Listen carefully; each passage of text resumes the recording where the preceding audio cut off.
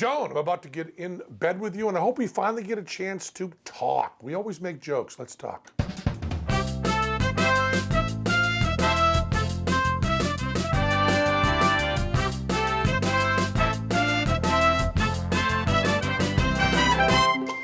Hi, I'm Joan Rivers. Welcome to In Bed with Joan. And you know how we start every show? I just turn, look over there, and say, let's see who's coming out of the closet today. Jesus Christ, little in there. It's very, very tiny. Hello, Joan. No, I actually. Penn, Jillette, please come I get in and bed sit. with you. That's a 10-second proposition. Let to get me in bed tell with you, it's the best one I've gotten the last 6 years. Good to see you. Good to see you, baby. Okay, we got to get a celebrity press, and then we'll do everything else. Sure, All right. fine. Why in God's name did you do it again? I won. Let me just tell them. I won, and they called me up and said, do you want to do it again? I said, what? So I can lose? This is stupid. I was astonished, and you know, we've talked frankly about this. I was astonished by the fact how honestly it's run. And the first year I was out there, I was very skeptical and very guarded and careful. And the second year, when I realized that I believe, and people disagree with me, I believe that the edits are essentially honest. And they don't do anything of telling you behind the camera what to do. No, nothing. And once I trusted that, and in a certain sense trusted Trump, I wanted to do it again. And it's, you know, it's our job. I mean, we've talked about this too. You know, people make all these decisions on what they're going to do and what's available. If they offer it to me, I take it. I mean, it's just a question of, this is what I do. All I ever wanted to do in my dead little stupid fucking factory town was work in show business. Everybody does national charities on Celebrity Apprentice. Again, here we go. Trace was doing it for Red Cross, and they're all wonderful charities. I mean, they certainly are. They're well vetted. Little John was doing it for diabetes and all that. And you picked, and I love the film you showed. There's a local charity in Vegas, and you're sitting there, and I wanted to say, you're an idiot. You had the scarf around your neck that they had made in Opportunity Village, and you say very proudly, Donald, the people at Opportunity Village made the scarf for me for luck. And then I was waiting for you to say, but you're obviously not Jewish. But Donald, they really wanted me to give it to you. You would have fucking won. I'm telling you, you blew it right I will there. tell you. I started to smoke and drink. He's out of here. I was calling Vegas, changing my bet. I thought, give him the scarf, you idiot. You're 100% right. Yes. And you know, I'll tell you the most horrible thing. Never crossed my mind. I'm sitting opposite you. So that scarf cost Opportunity Village $250,000. Yes. What does your father do? My father was a jail guard. A jail guard? At a small prison, but still not a pleasant job. And then retired at the age of 50 to be a numismatist. So he was a coin dealer his whole life and wanted to go into coins and actually was able to do that. And was he smart? Because you're I'm not making a joke, very smart. I mean, like, really intellectual smart, you know, that kind of smart. No, you know. Well, thank you, Yeah. I suppose. But who is that smart in your family? Well, my mom and I think we're as close to the same person as two people could be. Right. I was such a mama's boy. Very close to my dad, too, and my sister. But my mom and I mean, my mom died in 2000. And I really feel, and I guess I shouldn't say this, there's a chance my wife and children would see it, but I've never They won't felt, see it, by the way. I've never felt like I really talked to anyone since. I mean, I talked to my mom every day we were both alive, we spoke. And there's no exception to that.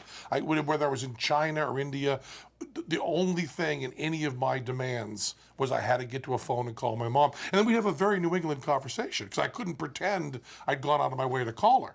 So I just go, what are you doing? You know, nothing. Good to talk to you. Bye, Mom. And some poor production assistant had run around for 3 hours in Wu Chow to find me one phone line at 3 a.m. that would get me to talk to my mom, and then a nothing conversation. But I just needed to talk to her all the time. But she got to see you successful. She did. Very successful. Very successful. I remember she went to, my mom and dad both got to see me on Saturday Night Live. And it was a very big deal. I remember, I can sum up my mom with this one story. When we performed off Broadway, the review in the New York Times matters a lot. And you stay up all night and wait for the review. You sit around at a party, and at 3 a.m. the paper comes in, they read it aloud. And the review in the New York Times was very positive for Penn and Teller. And they read it aloud, and the producer was sitting next to my mom, the poor bastard. And he turns to my mom, and he says, "You must be so proud of him." And my mother said, "I've been proud of him from the day he was born. What's wrong with you? Do you think I need a New York Times article to be proud of my son?" He said, "No, I just have a lot of money. It's a big deal for, and she went, and then the rest of the whole trip to New York, she'd go, "Imagine that man asking if I was proud of you after a review in the New York Times. Imagine thinking that would change the way you felt about your son." Doesn't that tell you everything about my mom? All right, now I'm going to tell you a story. I hit on the Carson show, and somebody said to my mother, same thing, "Your daughter's a star."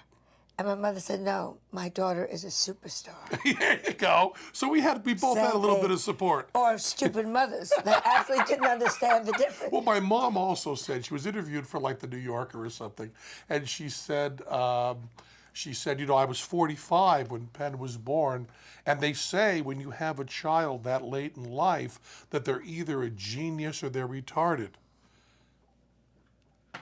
I guess he's a genius. You went to, what is it, Ringling Brothers? Ringling Brothers, Barnaby, the greatest show on earth, Clown College. Now, what do you do?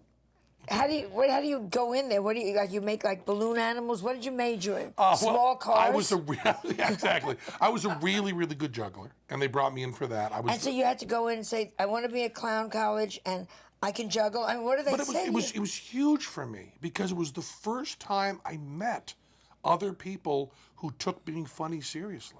I mean, if you're from a city, that's not a big deal. But for me, nobody in my town would ever consider discussing what you were laughing at. I mean, that idea of discussion of what was funny was completely foreign. Not even in school, you weren't like the class, I don't mean clown, but the class funny guy. Kind of, sort of, but you know me. I'm not as much of a one-liner type person. So not really. But I started out juggling, and then I would juggle a little and talk, and then the balance just kept changing until I was juggling for a minute, and talking for 15. Now, how did you meet Teller? We met through a mutual friend. Teller went to Amherst College, which is up near where I'm from. Which is very different than Clown College. Very different. And he's 7 years older than me, which when I met him, I was 17. So that's a huge age difference. Yeah, at that point. But now it's, we're the same age. But and I bought a stereo from a classmate of his, and we got to talking. Teller was teaching high school Latin and Greek, the classics, in Jersey. Which I don't know what level of Dante's hell teaching the classics in New Jersey is, but Teller was living it. And I convinced him. Weenie, weenie, weeky.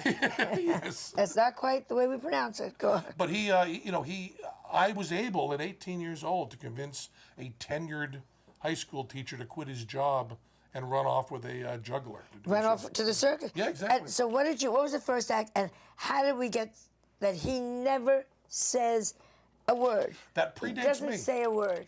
That predates me. Teller put himself through college.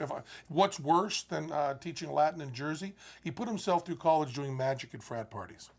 And he found out that if he wasn't good at dealing with hecklers, and he found out if he said nothing, they would grow tired of heckling him. So we first worked together. We were two separate acts in the same bill, and he was working silently. And so when we wanted to do something together, we had to keep the integrity of the two separate acts. We did that. And I talked a lot to Tommy Smothers about this, because when you get a two-person act, they almost always work like this. They talk to each other while the audience watches. And one of them is usually the one that the audience identifies with. But Penn and Teller, we turn it this way and essentially do a one-man show with two people doing it, and you don't watch the interaction between us, but rather our interaction with the audience. It is a very different thing, and it all comes from that idea Teller had of working silently. What is the hardest trick that you guys have ever done? I don't know. The one that we're working on now, if we are able to do it, we are dressing a cow as an elephant and then vanishing it surrounded by audience members holding hands. We've been working on it for 3 years, and it's wicked hard. To date, the hardest one we do now is probably the bullet catch, which is... let's go back to the cow. Okay. Doesn't Adele say something? I mean, it's up to, how do they get? You take a number, you take a dollar bill, and you look at it. Don't show it to me. Now put it back in your pocket. Now I'm going to tell you the numbers on that. How? Well, there's a lot of different methods. With any good trick, because Tudabuts didn't do this. No. What you're probably going to do is do a switch on the bill. How can you switch if they don't touch it? Well, you're going to remember you didn't touch it, but you're actually going to. You take out the bill like this, and I'll say, okay, don't let me see that. Hold it like this so I can't see it. I've touched it. The work is done. You've already changed. I'm already dirty. Yeah. So you do that. You do that before. It's amazing the number of times you actually do the move while telling the person not to do it. If anybody ever says during a magic trick, now you don't let me touch that. You hold that right in your hand. You can bet the dirty work's done. Oh, it's so amazing. I got it right here. I just stole that from you. Put something else in your hand. How does Teller feel that you're such a big celebrity? You do so much more. You were the voice of Comedy Central for years and years and years. Good money there? Yeah, fabulous money. Yeah, isn't that great to be voiceover? Yeah.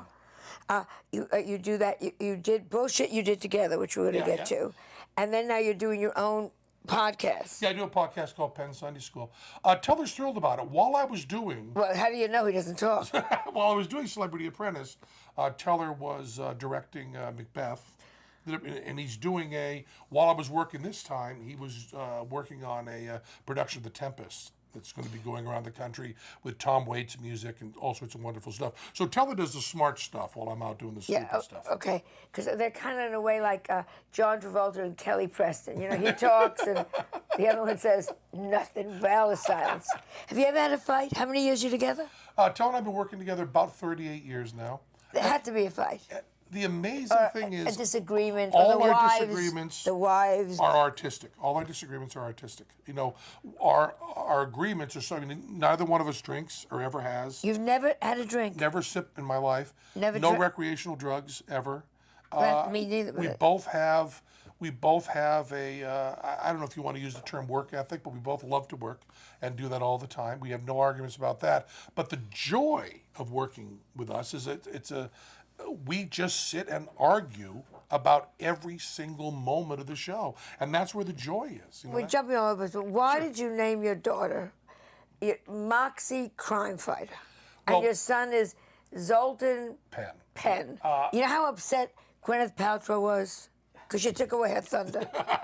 She had apple and pineapple. I don't know what she had. Moxie is a very unusual word in the U.S. in that it was created for a soft drink. It was created for Moxie, which is a New England soft drink, and then became a word meaning gumption, but became a word from a brand name to mean a different thing. It's a totally American word, and I tend to be a little more patriotic than perhaps I should. And it's also a word for a little girl that shows gumption. The middle name Crime Fighter comes very simply. We were backstage with Jonesy, who's our piano player, with my wife. My wife does not have a middle name. So I said to her, we got Moxie, we got Jillette, what should her middle name be? And my wife went into this tirade going, middle names are just such fucking bullshit. I don't even know yours. Who cares? I don't have one. I don't care. And Jonesy said, I just written a novel called Sock, where one of the characters says, from now on, call me Crime Fighter. Jonesy said, well, why don't you call her Crime Fighter for a middle name? And my wife said, you want a fucking middle name? You got it. It's Crime Fighter, case closed. So I had nothing whatsoever to do with naming her Crime Fighter, and I take all the heat. And she loves it because... she loves it because my wife got pulled over by the police for speeding with Moxie in the car, and she said, you know, her name is Moxie Crime Fighter. We're on the same side. And the police officer went, oh, yes, Crime Fighter, that's okay. So I figure when she's in high school and she's pulled over by the police, she'll be able to say, my middle name is Crime Fighter. Carry on, citizen. And my son's first name, which is Zoltan, is my wife's maiden name. On Bullshit. Yeah. Is it true or not true that you... And Bullshit... Explain what Bullshit was, what you did, which is so brilliant. Well, Bullshit was a pro-science show that was then couched in the negative. So we would take a subject, whether it was creationism, whether it was bottled water, whether it was the anti-vaccination movement, whether it was the war on drugs, and we would do a half-hour show on Showtime where we would call out the bullshit on something. Yeah. Okay, they say you did a show on Scientology, which scared the network so much they wouldn't let you show it. Not true. See, interesting. We would put Scientology on the list every year, and Showtime wouldn't allow us to do it. They would, so the show was never done.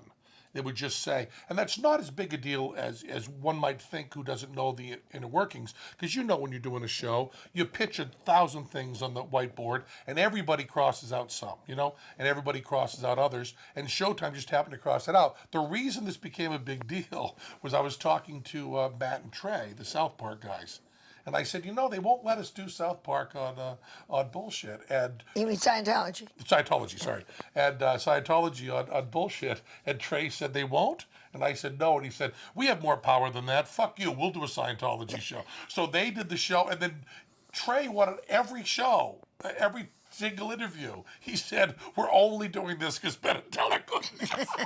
He was just waving his dick around. Okay. But it's also true, but we never actually did the show. We just talked about it. Talk about big dicks, and I know how proud you are. I saw your turning pages with yours and all that backstage and big feet and all that. But you worry. This is a very gentle man. He worries about women's vaginas. I do. I think almost constantly, without even a breath. A tear comes to my eye. And you invented something called the Jillette. The Jillette. It was originally called the Clit Jet, and the Patent Office of the United States would not allow that. Oh, that's so. Couldn't you say we named it after Clint Eastwood? Clint Eastwood, yeah. It was a very simple thing. I was with Debbie Harry of the band Blondie. We were down at a space launch in Florida, and she was out at the jacuzzi and came back in, and she complained very angrily that men designed jacuzzi jets to be in the wrong place, which put her in a very unladylike position when a 12-year-old boy came by the jacuzzi at the hotel. And I said, so they should be, she said, they should be in the seat. They should be in the seat. So when I got my house built and they were putting in the jacuzzi, I said, I would like a jet to hit the clitoris. And the designer of the jacuzzi said, so you want that halfway back and straight up? And I said, no, I was thinking toward the front, the 45-degree angle. So I keep expecting that guy's wife to send me at least flowers. Yeah, I have to say, you saved our marriage. So we put the jet in there, and then I brought out a few showgirls to test it. And it was beyond belief how good it worked. It worked very, very well. Thrilled with this. And then a friend of mine who works in computers and is a little well-known and has a zillion patents, his wife was very fond of my clit jet, and he said to me, she loves it so much, you should patent it. And I said, I can't get a patent on that. Well, it turns out there are hundreds of patents for hygiene, but very few for pleasure. So I hired a patent attorney. For cobwebs. You can sell. There are a lot of ladies out there in ARP. All we have to say, dust and cobwebs. They'll buy it like that. Go ahead. And so I have a patent, and we call it Jill Jet because, of course, Jill off is the lesbian equivalent of jack off. And Jill is also the first 4 letters of my last name. It works out beautifully. Perfect. And I have many people who come to visit me, and before they'll go out to supper, they'll want to go out and visit my jacuzzi first. Then we go out to supper. And you hear things like, you say to your wife, 10 minutes so we can leave? Yeah, actually, it's much faster than that. It is so efficient. It just gets it done. Okay, listen. So we play a game called Keep or Kill. Okay. One of the things on the card stays forever. Mm-hmm. One is gone in all its permutations. Okay. Together. Okay. So I can't spread out cards as well as you can. Okay. You can't even say the word. It's fan. Fan. Okay. Pick one. Okay. Do I look at it? Or yes. Yes. I look at it now? Yes, and what are the choices? First, cake or pie. Cake is gone, pie forever. Why? But my mom made the best blueberry pie in the world. I see blueberry pie and I cry. I love pie. I love its fruity, moist goodness. Cake, fuck it. Another one? Pick another one. Whips or chains? I gotta say, I could lose chains. I kind of like whips. Not only for the obvious sexual reasons, but also because whips are used in juggling. You know, you can do a lot of whip cracking. Well, and you might need the whip to move your cow dressed as an elephant. Absolutely, absolutely, it's useful. That was a fun one. Internet porn or DVD porn? Well, DVD porn goes away. Internet porn is fabulous. Internet porn is one of the greatest things that ever happened. You know, the second thing printed on the Gutenberg press was pornography. If you have technology and it doesn't work for sex, you don't have a good technology. One last one. Red vines or Twizzlers? I'm a Twizzler guy. They make me think of Times Square movie theaters. Okay, you are the best. I love you so much. We always ask after the round of applause if you would then end with the clapper. I sure will. Okay. Ladies and gentlemen, Penn Jillette. Yes! Yes! Well, thank you. Sit down, sit down. You know, I've known Joan for years and years and years, but I was really nice to give longer answers. We're always talking running to a set or running away from a set, and she's a great person. Coming off Celebrity Apprentice, I knew already that Penn was going to be just terrific, but people kept saying to me, aren't you worried? I mean, you're only 5'1", you're going to have somebody in bed with you that's 6'7". I said, no, I've been there already 3 times with Wendy Williams.